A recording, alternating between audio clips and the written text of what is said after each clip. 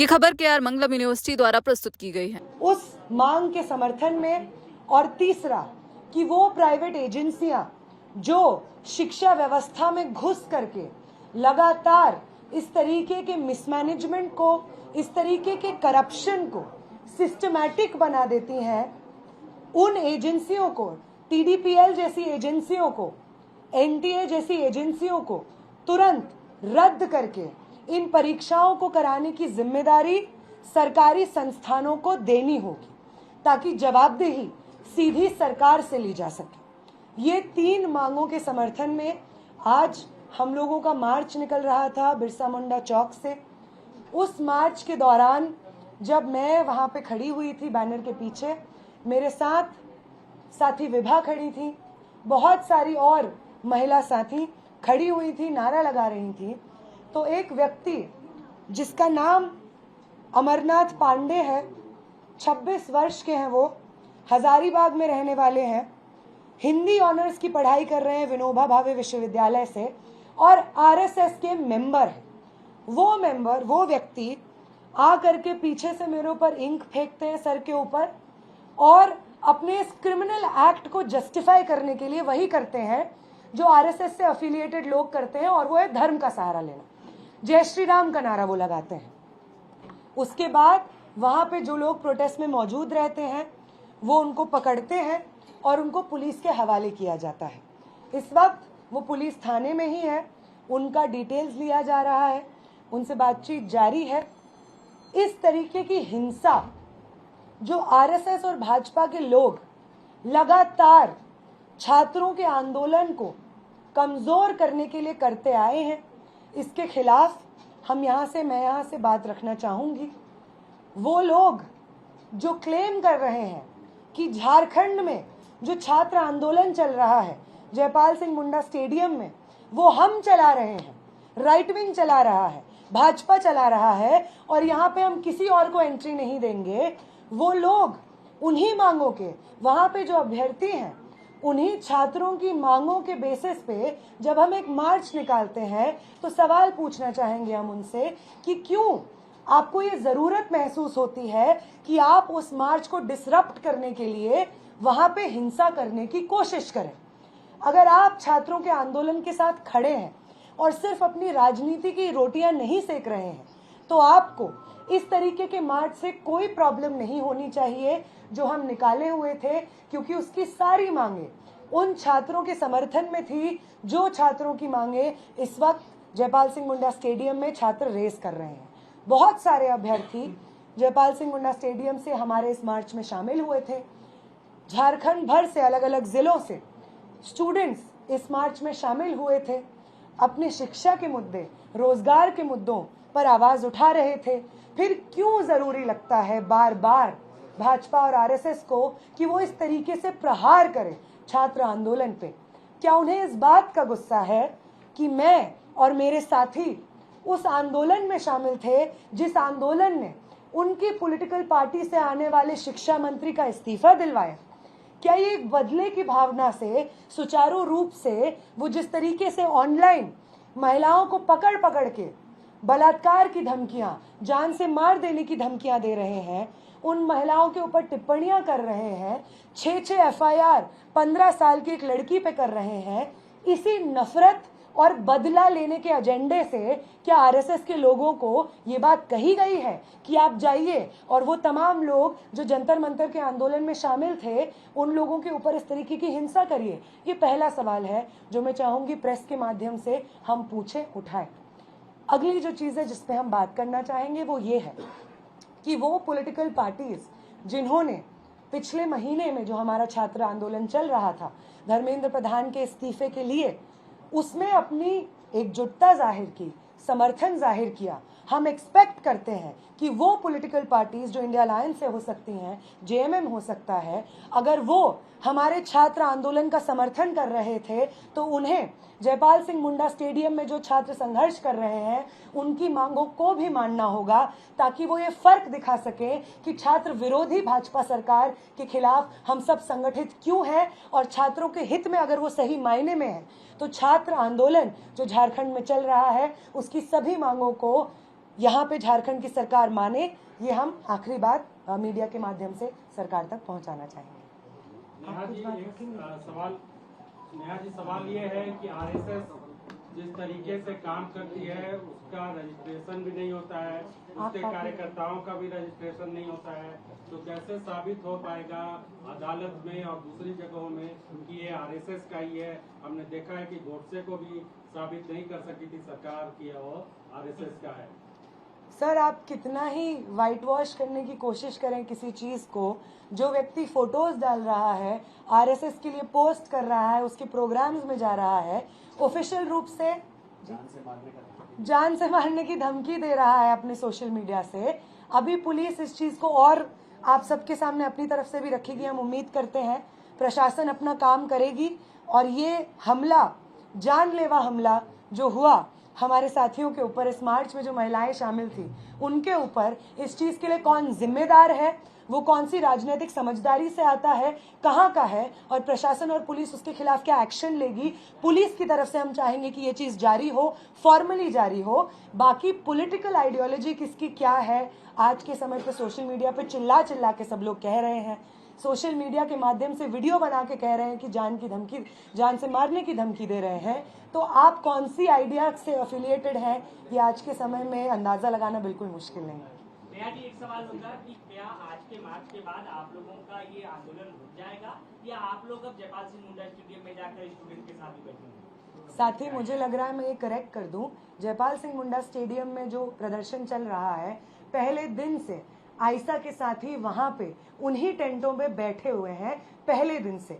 इसलिए ये बात, जो एक और सवाल आप पूछ रहे हैं कि मैं 14 दिन बाद क्यों आई, मैं आयशा की राष्ट्रीय अध्यक्ष हूँ, लेकिन आयशा झारखंड के साथी इन्हीं झारखंड की सड़कों पे लगातार छात्रों के इस आंदोलन को बुलंद करते रहे हैं, छात्रों के तमाम मुद्दों पे संघर्ष करते रहे हैं। और जब ये आंदोलन उठ खड़ा होता है जयपाल सिंह मुंडा स्टेडियम में, तो पहले दिन से सुबह हो, शाम हो, बारिश हो, धूप हो, रात के सुबह के 8 बजे से लेकर के रात में वहीं सोने तक सब आयशा के साथी उन्हीं टेंटों में सोते थे, इस आंदोलन में पहले दिन से शामिल थे। तो मेरा यहाँ पे आना एक कंटिन्यूएशन है उसी संघर्ष का, और इसलिए वापस जाने की तो कोई बात ही नहीं है। वहां पे जो आंदोलन चल रहा है, हम उस आंदोलन को अपने छात्र आंदोलन का हिस्सा मानते हैं। हम मानते हैं कि वो सभी मांगे हमारी मांगे हैं। क्या विधानसभा मार्च जो उनका होना है 10 तारीख को, उसमें भी आप शामिल होंगी या आयशा के और सदस्य शामिल होंगे? बिल्कुल, जो 10 तारीख को मार्च का कॉल है, उस मार्च को हमारा समर्थन है, और सिर्फ नैतिक समर्थन नहीं है, बकायदा मोबिलाइजेशन में आपको आयशा के साथ ही उस दिन सड़क पे दिख जाएंगे। आप भी रहेंगी? ये सवाल, क्या आप भी रहेंगी? मैं, माफ कीजिएगा, नहीं रह पाऊंगी, क्योंकि बाकी राज्यों में इसी तरीके के आंदोलन कॉलेजेस, यूनिवर्सिटीज में चल रहे हैं, जहाँ पे छात्रों ने इनवाइट किया है। तो मैं पर्सनली नहीं रह पाऊंगी, लेकिन आयशा के साथी जितनी लाठियां पड़ेंगी, अगर पड़ेंगी तो वो आयशा के साथियों पे भी पड़ेंगी। जितना लंबा वो मार्च होगा, उस मार्च में आयशा के साथी भी रहेंगे। आप जो साथी कवर करते हैं झारखंड में मीडिया, आप खुद ये देखेंगे 10 तारीख को। नेहा जी, लग रहा है कि आपको राइट विंग जो एक्सट्रीमिस्ट है या जो भी कहें उनको, उनसे आपकी जान को खतरा है? देखिए, अगर जंतर मंतर में 20 तारीख को जो हिंसा हुई, जो स्टेट की तरफ से ऑर्डर पे मैक्सिमम पॉसिबल हिंसा, मैक्सिमम पॉसिबल डैमेज करने का जिस तरीके से आदेश आया, ऐसा लगता है उनके कारनामे से, अगर उससे छात्र नहीं डरे तो मैं भी एक छात्र हूँ, मैं भी एक स्टूडेंट एक्टिविस्ट हूँ। एक स्याही से हम क्यों डरेंगे? बाकी कपड़े गंदे हुए हैं, मुंह गंदा हुआ है, एक बार नहा लेंगे, कपड़े धो लेंगे, सब साफ हो जाएगा। उनके मन में जो हिंसा है, वो उनके मन में जो नफरत है, उसका सफाया होना ज्यादा मुश्किल है। ये स्याही से छात्र आंदोलन ना कभी डरा है, ना कभी डरेगा। नेहा मैडम, जिस तरह से बीजेपी और आरएसएस इस आंदोलन को पूरा डाइल्यूट करने का प्रयास कर रही है, क्या जेनजी आंदोलन दोबारा से फिर से खड़ा होगा? आपका क्या सोचना है? देखिए, वो जेनजी हम इसलिए कहते हैं क्योंकि एक यंग, इस देश का यंग मास, जो कि अभी आने वाले कुछ समय में वोट करने के लायक बनेगा, या अभी पिछले कुछ सालों में वोट करने की एज में आया है, तो जेनजी का वो टर्मिनोलॉजी होता है। और उस लिहाज से बहुत सारे ऐसे स्टूडेंट्स जो जेनजी हैं, वो इस वक्त बैठे हुए हैं जयपाल सिंह मुंडा स्टेडियम में। इसलिए भाजपा, आरएसएस चाहे तमाम कोशिश कर ले, प्रधानमंत्री वीडियो पे वीडियो बना दें, उनके सांसद पार्लियामेंट से अजीब अजीब हरकतें करें अपने आप को जेनजी के प्रति रिलेटेबल बनाने के लिए। मोहन भागवत चाहे जेनजी के साथ वार्तालाप क्यों ना कर ले, उन्होंने जिस तरीके का धोखा इस देश के जेनजी नौजवानों को, मिलेनियल हर जनरेशन को दे दिया है, वो हम सब के दिलो दिमाग में बसा हुआ है।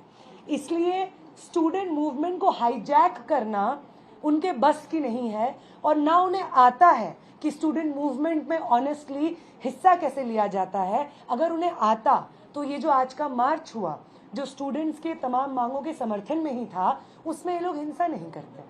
आप 14 दिन हो गया आंदोलन का, 14 दिन से जो स्टूडेंट हैं लगातार आंदोलन कर रहे हैं। उनके नेता दीप्के जी वहाँ मुंबई में बैठे, वो कह रहे हैं कि हमारा नैतिक समर्थन है, पर कोई बड़ा चेहरा आया नहीं। आप उस मंच में थे, सीजेपी का सपोर्ट या रोल राज्य के इस मूवमेंट, आपका क्या कहना है? साथ ही मैं सीजेपी से हूँ नहीं, आप उस मंच पे हम तो मेरा ये जानना है, क्योंकि आप उस मंच पे थी, आप भूख हड़ताल में शामिल थे, कि आपको क्या लगता है कि सीजेपी क्यों एक्टिव नहीं हो रही? राज्य के बच्चे क्या बच्चे मंच पर नहीं थे, मंच पर नहीं जाने दिया था?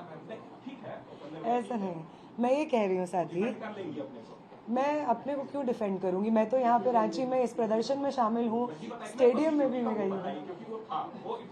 साथी, मैं सीजेपी को डिफेंड नहीं करूंगी क्योंकि मैं जानती नहीं हूँ उन्होंने जो नैतिक समर्थन दिया है। और इनफैक्ट जितना मैं न्यूज़ पढ़ती हूँ, समझती हूँ, उन्होंने ये भी कहा है कि वो इस प्रदर्शन में रांची भी आएंगे, तो वो जल्द से जल्द रांची आए। मैं इसी चीज़ की उम्मीद करती हूँ।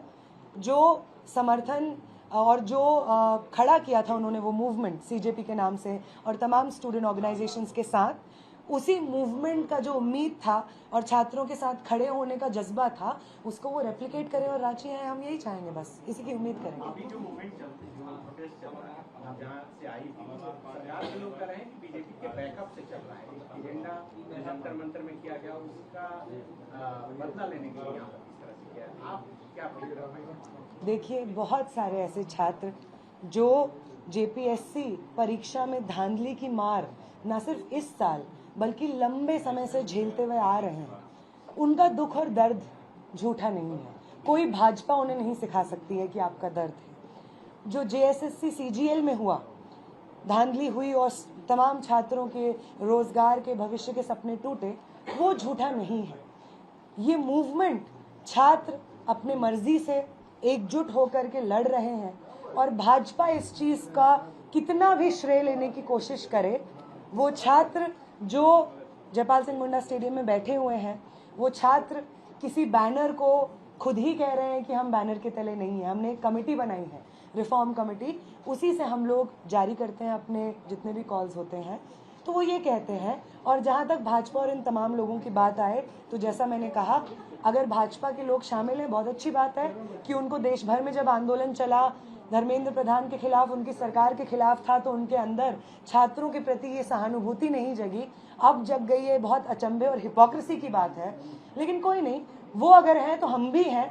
हम उस आंदोलन में भी थे जो देश भर में लड़ा गया, और हम लेफ्ट से हैं, आईसा से हैं, तो उस आंदोलन की जो सिंसेरिटी थी, जो ऑनेस्टी थी, जो झुका नहीं लाठियों के सामने, पैलेट गन्स के सामने, हम उसी मजबूती के साथ और राजनीतिक प्रतिबद्धता के साथ इस मूवमेंट में भी शामिल हैं। सब लोग शामिल हैं, सब लोग शामिल हैं।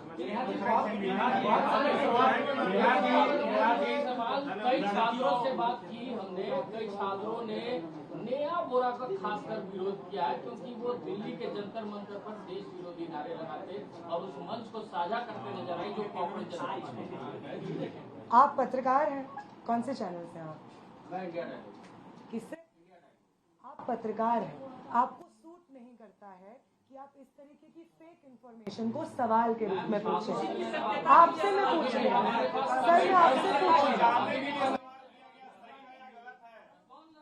सर, आपसे पूछ रहे हैं, अगर आप मुझे एक वीडियो दिखा सकते हैं कौन सा देश विरोधी नारा लगा है। अगर भाजपा के 3 लोग आपको मिलके कह रहे हैं कि देश विरोधी नारा लगा है और आप उसको हजारों छात्रों की तरफ से रिप्रेजेंटेशन के फॉर्म में पेश कर रहे हैं, तो ये तो सच नहीं है। और दूसरी बात, उस प्रोटेस्ट में जो जंतर मंतर पे हुआ, पहले दिन से लेकर के आखिरी दिन जब तक वो प्रोटेस्ट चला, मैं पर्सनली उस प्रोटेस्ट में हर रोज, हर सुबह, हर रात शामिल थी। एक नारा उस प्रोटेस्ट में नहीं लगा है जो देश के विरोध में हो। मोदी के खिलाफ नारा लगा है, हाँ।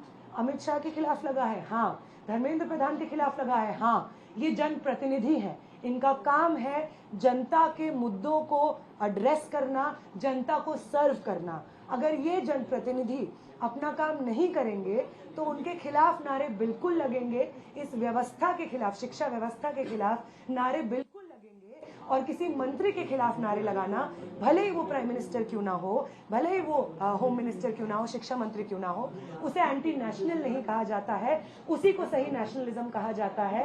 इस देश में सत्ता पक्ष में जो लोग शामिल रहे हैं, उस सत्ता को चुनौती देते हुए हमने इस देश की नई परिभाषा को गढ़ा था। आजादी के आंदोलन का यही मतलब था। और तब भी यही लोग जो आज कह रहे हैं कि देश विरोधी नारे लगे थे, वो भगत सिंह को देशद्रोही कहते थे, वो तमाम स्वतंत्रता सेनानियों को देशद्रोही कहते थे, गोडसे के साथ खड़े होते थे, गांधी के हत्यारों का जय जयकार करते थे। ये अभी भी वही लोग हैं जो आज कह रहे हैं कि जंतर मंतर का वो प्रोटेस्ट जो तमाम छात्रों के लिए खड़ा हुआ वो देश विरोधी था। ये वही लोग हैं